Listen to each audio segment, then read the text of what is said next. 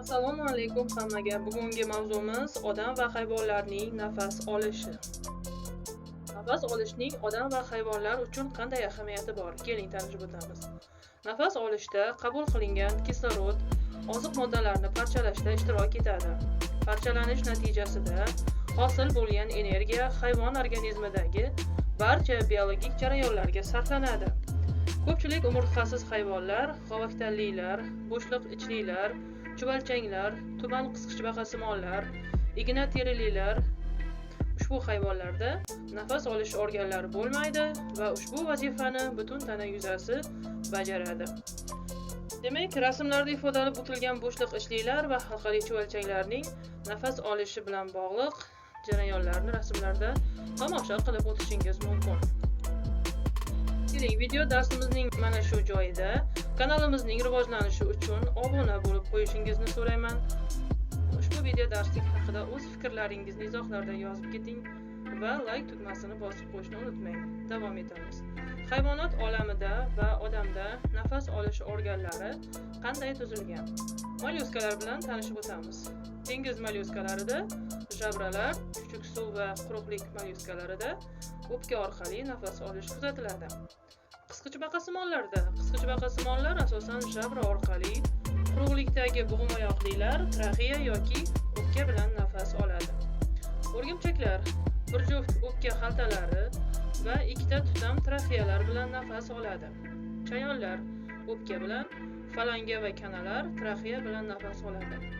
Quyi qismida demak mollyuskalarga, qisqichbaqasimonlarga va o'rgimchaklarga doir suratlarni nafas olish jarayonlari ifodalab o'tildi, tanishib o'tishingiz mumkin. Hasharotlar, lansetnik va baliqlarda nafas olish sistemasi qanday tuzilgan? Hasharotlarda ushbu organ naychalarga o'xshash traxeyalardan iborat. Havo ularning qornida joylashgan nafas olish teshiklari orqali traxeyalarga o'tadi. Traxeyalar shoxlanib, barcha organlarga yetib boradi va muskullarning qisqarishi tufayli havo almashinib turadi. Lansetnikda halqumining ikki yonida jabra teshiklari devori mayda qon tomirlari bilan qoplangan va shu joyda gaz almashinuvi sodir bo'ladi. Keling, baliqlarning nafas olish tizimi bilan tanishib o'tamiz. Baliqlar asosan suvda erigan kislorodni jabrasi bilan nafas oladi. Jabra varaqlarida juda ko'p mayda kapillyarlar bilan qoplanganligi sababli jabradan o'tayotgan suvdan kislorod jabra varaqlari kapillyarlardagi qonga shimiladi. Karbonat angidrid qondan suvga ajralib chiqadi.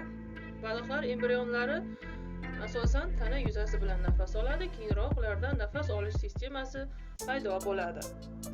Avstraliya, Afrika, Janubiy Amerikada uchraydigan mugus tishsimon baliqlar jabradan tashqari o'pka bilan ham nafas oladi. Albatta, bu noqulay holatlarga moslanish belgisi hisoblanadi.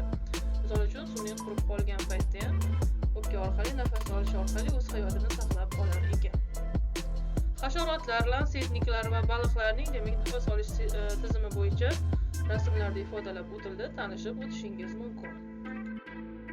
Suvda va quruqlikda yashovchilar, reptiliyalar nafas olish tizimi haqida eshitganmisiz? Keling, unda tanishib o'tamiz.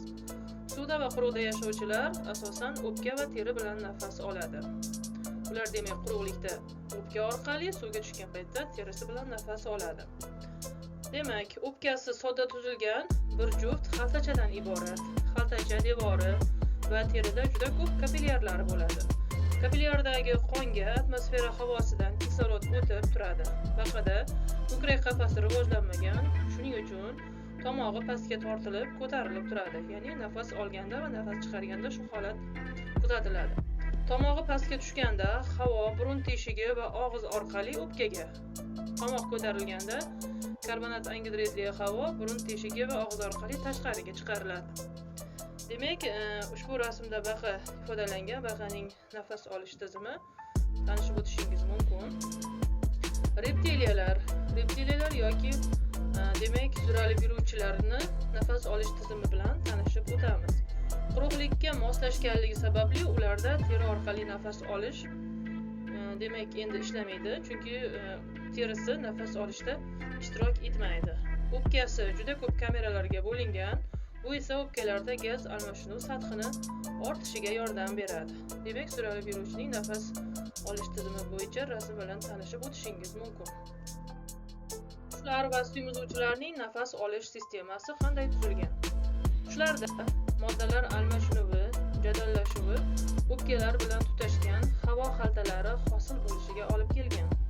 Nafas muskullarini bir tekis qisqarishi nafas olishni ta'minlaydi.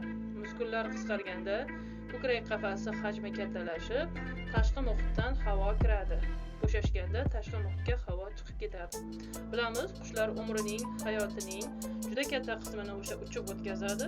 Sizda savol tug'ilishi mumkin, nima uchun uchib ketadigan qush birdaniga o'sha nafasi tiqilib, yerga yiqilib tushmaydi? Sababi o'sha demak o'pkasi bilan birgalikda qo'shilib, demak butun tanasi bo'lib joylashgansiga adashmaymiz. O'sha havo pufaklari demak qushning nafasini bo'g'ilib qolishini oldini oladi. Ya'ni o'sha bemalol parvoz qilishda davom etishi mumkin. Qushning demak nafas olish sistemasi bo'yicha chiroyli bir surat keltirilgan. Bu bilan tanishib o'tishingiz mumkin. Demak, odamning nafas olish sistemasi yoki suyumuzuvchilarda nafas olish sistemasi bilan tanishib o'tamiz. Nafas olishi takomillashgan, o'pkasida alveolalar yaxshi rivojlangan, nafas olishda diafragma muskullari ham qatnashadi. O'pka alveolalaridan iborat ko'krak bo'shlig'ini to'ldirib turadi. Devori bir qavat epiteliydan iborat. Qarang.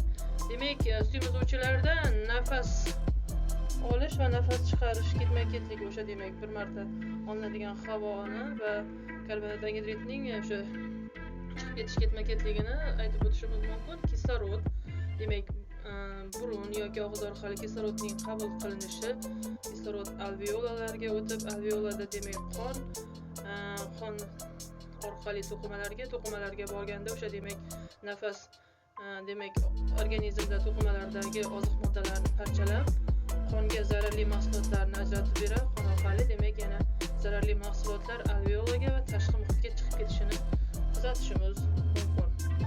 Demak, ushbu rasmlarda qushlar va odamning nafas olish sistemasi bilan bog'liq demak ifodalar keltirilgan. Tanishib o'tishingiz mumkin. Bugungi mavzumiz qisqacha shundan iborat edi. Xayr, salomat bo'ling.